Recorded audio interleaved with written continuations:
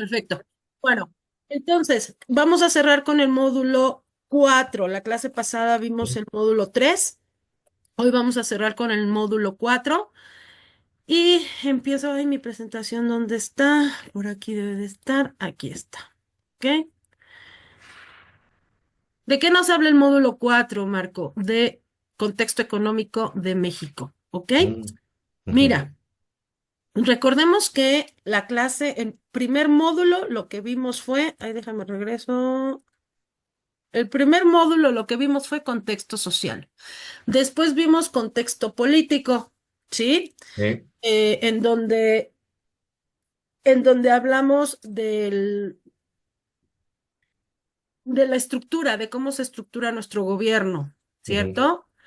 En el módulo 3 vimos los actores políticos de México Todos y los presidentes que mencionó. todos los presidentes que venían en la lectura, en donde la finalidad de ese módulo pues era conocer cómo se ha estructurado, ¿no?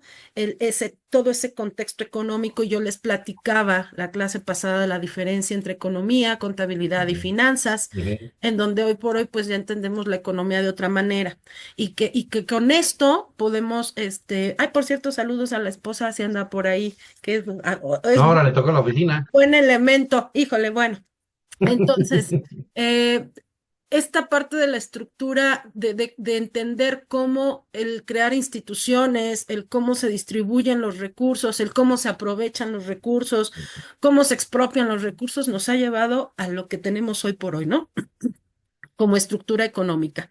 Y que el dinero, pues, es la resultante de toda la actividad que hemos tenido, ¿cierto?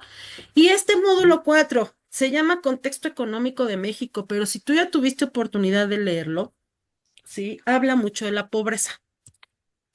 Vamos a analizar, acuérdate que lo divido en partes, vamos a ver el contenido del módulo 4, vamos a hablar del objetivo del módulo, vamos a hacer una pequeña introducción que va a ser la parte medular para entender por qué llegamos a lo que nos muestra el contenido nuclear, que es la definición de pobreza, la desigualdad de la riqueza en México, sociedad, empresa y Estado mexicano en la economía, la situación de la pobreza en México, qué políticas gubernamentales existen para abatir la pobreza en México. ¿Ok?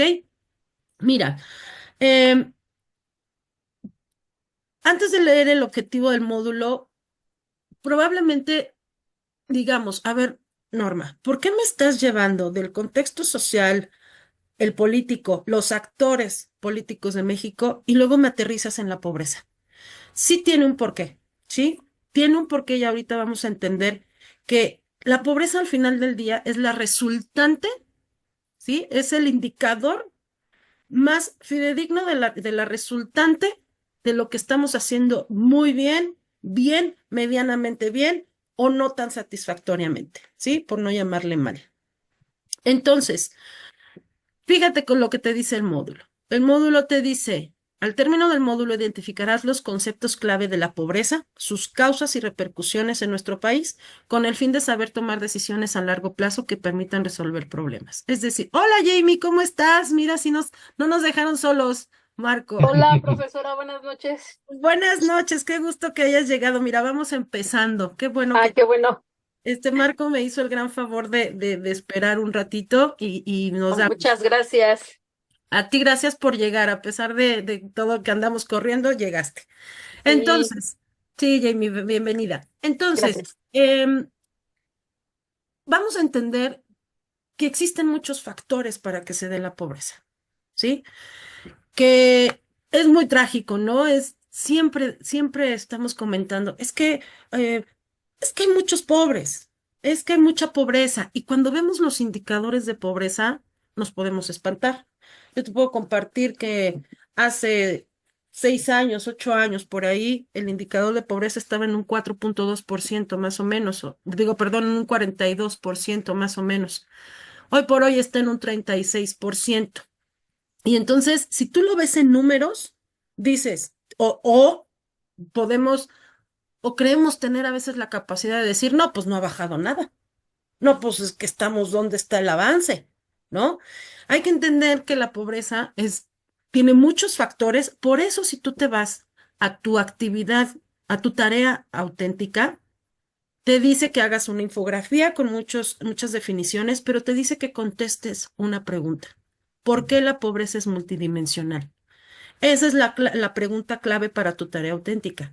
Por eso ahorita esta clase es importante para entender cómo es que se da este fenómeno de la pobreza, porque mira, por experiencia te puedo decir que en las tareas muchas veces lo primero que nos dicen es porque el gobierno se queda todo, porque el gobierno se roba todo, porque, ¿no? Entonces, con esta clase yo espero que tengas un panorama más amplio de todo lo que hay atrás de este fenómeno de la pobreza. Y entonces para eso voy a compartirte mi pizarra, que ya sabes que es la que me acompaña. Prometo, si en algún momento la vida nos da oportunidad de volvernos a encontrar en otra materia, ya traeré otras herramientas, lo prometo. ¿Ok? Ok. O dominar mejor esta herramienta, porque no creas, hay que dominarla. Bien, mira, primero yo ya te hablé de la diferencia entre economía, contabilidad y finanzas. Bien, bueno, yo quiero explicarte que la economía se clasifica en dos, ¿sí? La economía positiva y la economía normativa.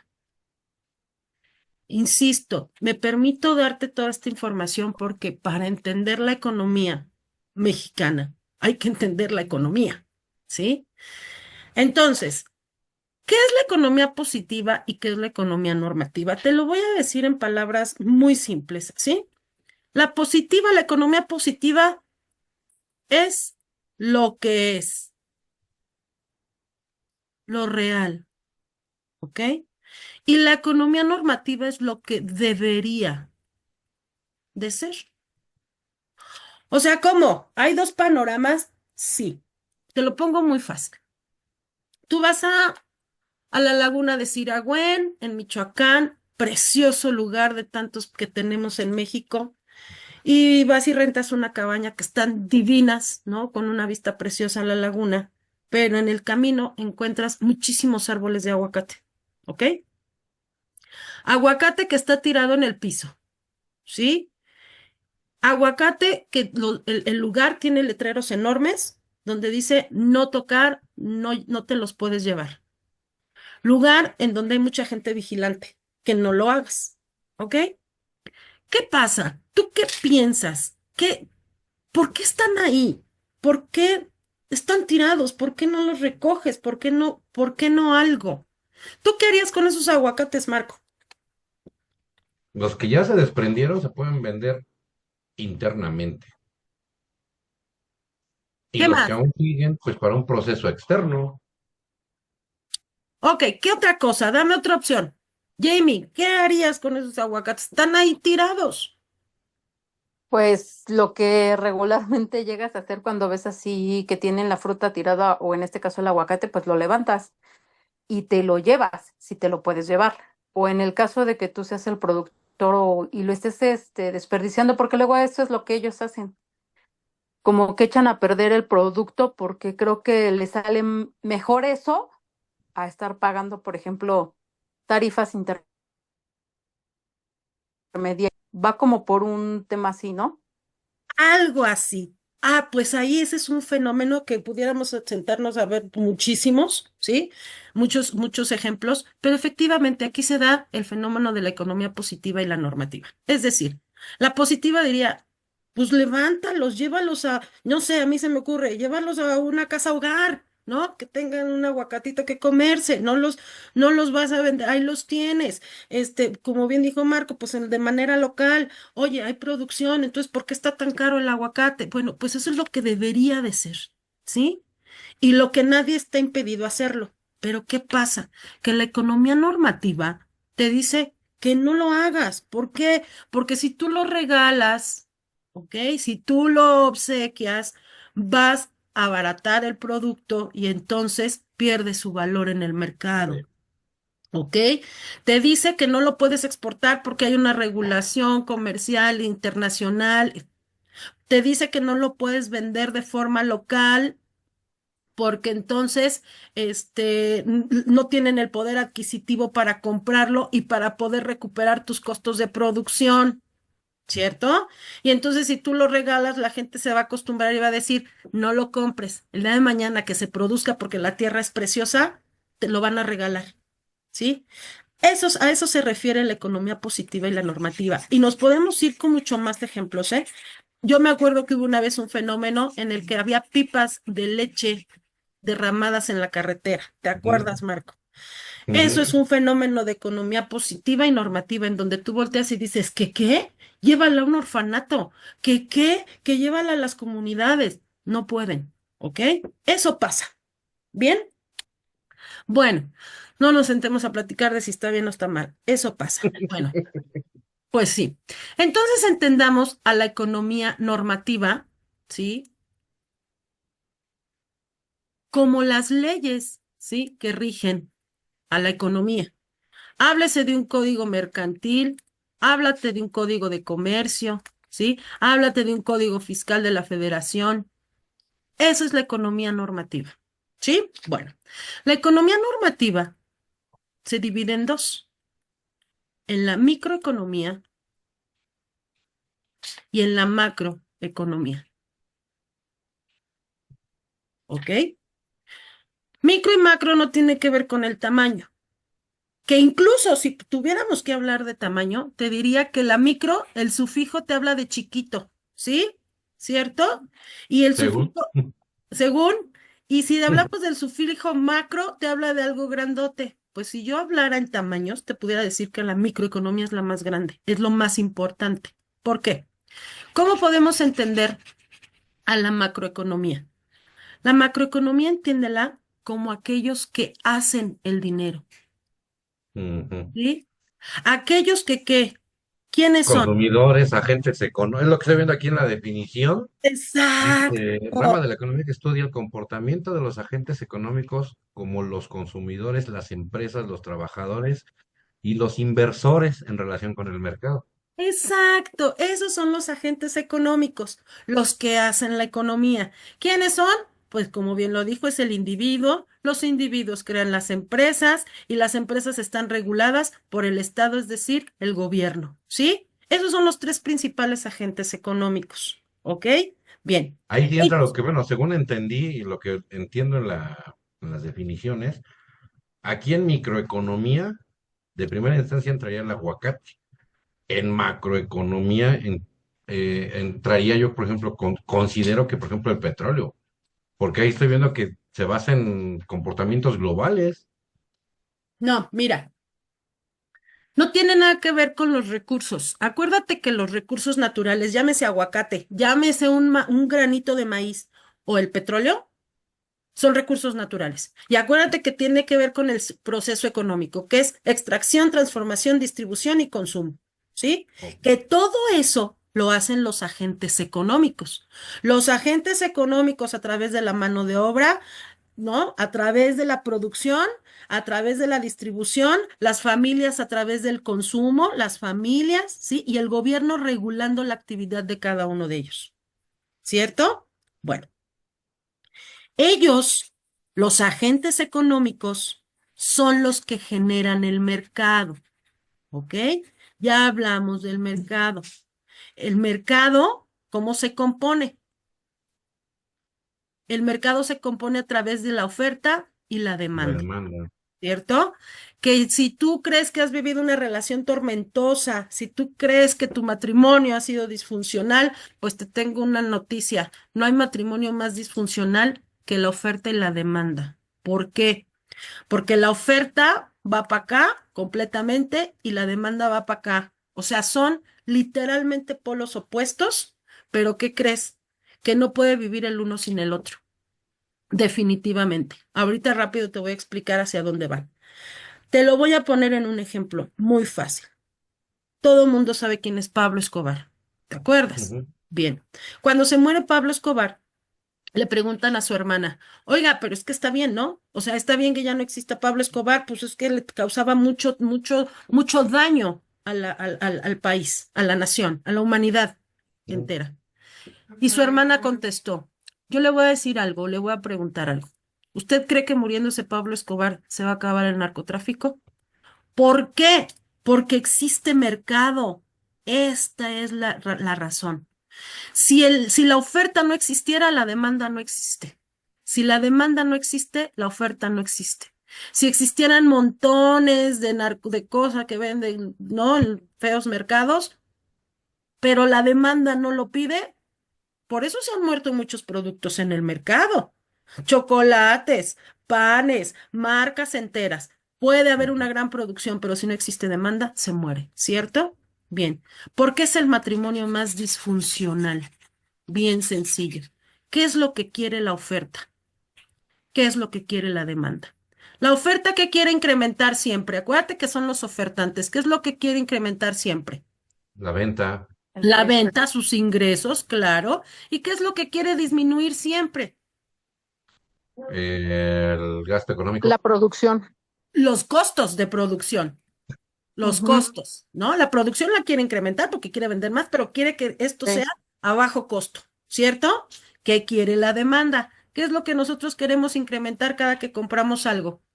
Producto de calidad. Exactamente, la calidad, pero ¿qué queremos disminuir siempre? El precio. El precio. Exacto. Dime tú si no es el matrimonio más disfuncional que existe. O sea, sé Ujú. Sí. que tú ya tienes una Bueno, esperanza, bonito y barato.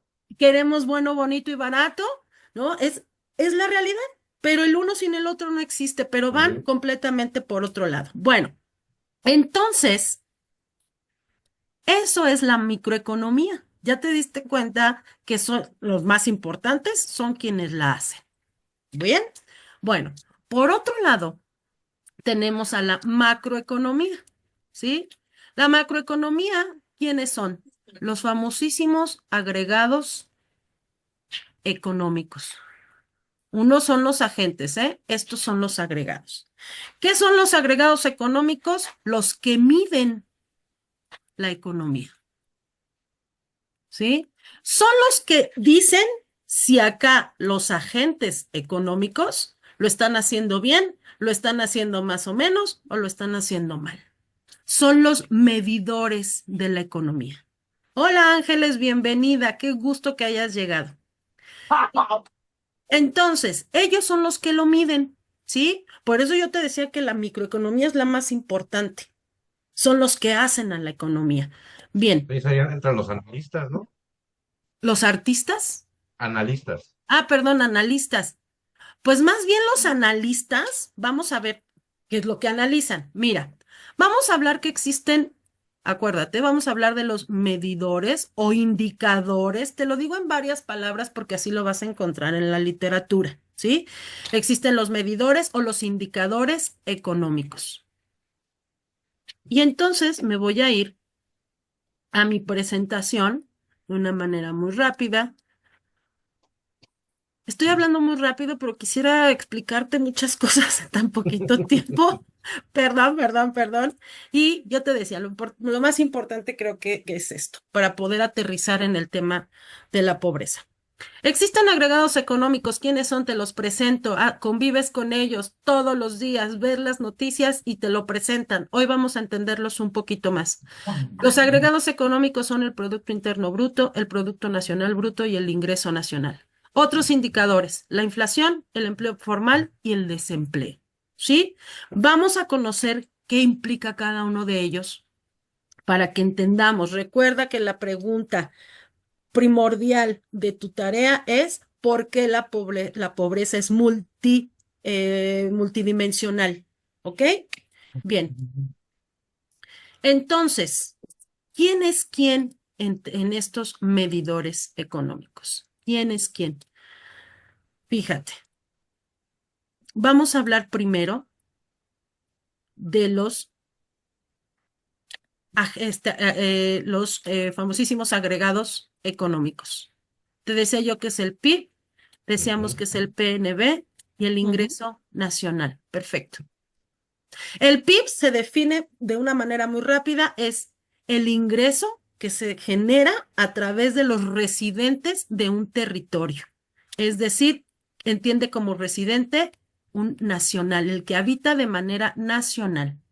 Si tú ves la definición del PNB te dice que es el ingreso que genera un residente extranjero en un territorio, es decir, los extranjeros, ¿ok? Oh. Esto se genera a través de las empresas nacionales. Esto se genera a través de las empresas extranjeras. ¿Ok? ¿Qué es el ingreso nacional? El ingreso nacional es la suma de los ingresos por persona o per cápita. ¿Sí? Per cápita quiere decir por persona. Es la suma de lo que se gana por cada individuo con un empleo formal. ¿Ok? Y tiene que ver con los salarios. Tenemos 3 minutos y te voy a poner un ejemplo y aquí Marco, a ver, nos podrá ayudar. Mira, quien se ría de mis dibujos está reprobado en su materia de contexto social económico. Ya te reíste, Marco, estás reprobado. ¿Cómo Es crees? que me estaba y lo hacía. Ok. Pues este es México, aunque te cueste trabajo creerlo, ¿ok? Y este es España. Imaginación. Este es España. Bueno, una empresa mexicana, vamos a hablar de Bimbo, ¿ok? Una empresa española, AT&T, ¿ok? Bueno, lo que Bimbo genera aquí en el territorio se queda aquí y suma al PIB. Ay, quise escribir PIB, ¿ok? Si Bimbo está acá en España, ¿ok? Lo que Bimbo genera aquí, lo que gana aquí, se va para acá y suma al PIB, ¿sí? Pero si AT&T está aquí, aquí le suma al PNB y lo que gana en realidad se va para acá y le suma a su PIB. Y con esto cierro esta primera parte. Por eso no es que esté mal la inversión extranjera, pero ¿qué pasa?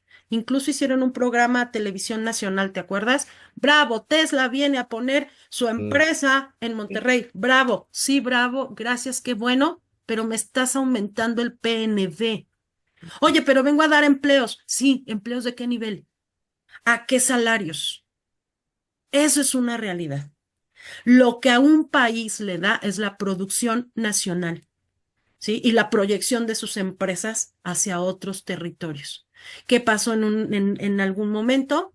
Que México se convirtió en un paraíso fiscal para las empresas extranjeras. Vente, vente, Marco, vente, empresa española.